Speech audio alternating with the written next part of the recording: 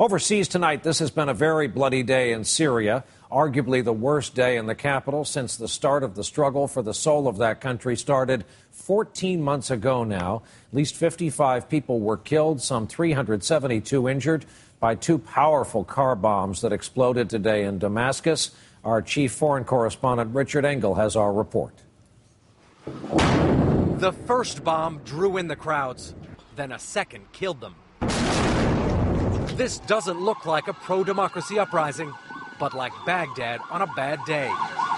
Two suicide bombers in vehicles targeted an intelligence compound in Damascus with a ton of explosives. The crater 10 feet deep, many images too graphic to show. The attack bolsters the government's claim that it's fighting terrorists, not pro-democracy campaigners. Just after the bombing, supporters of President Bashar al-Assad took to the streets to back him. In this chaotic mix, UN monitors, unarmed, appealing for calm. This is going to create more suffering for women, children, the Syrian people. It is not going to solve any problems. By phone, an activist in hiding denied that the so-called legitimate opposition was responsible. The Free Syrian Army made an announcement, and it declared clearly that it is not behind these explosions. So who did it? Experts believe it was the work of Islamic militants. They've been pouring into Syria to fight the government.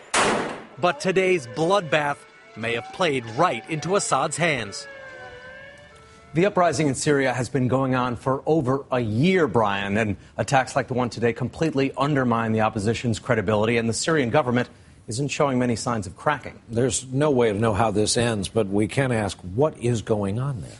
The opposition wanted weapons, the opposition wanted military support, and they didn't get it. The opposition doesn't control any territory, so they don't have a very strong hand. What they did get was Islamic militants responding to a call, rushing in to try and help this opposition, and it's only made the situation much worse, much more complicated on the ground. Our chief foreign correspondent, Richard Engle, here with us briefly in New York. Richard, thanks.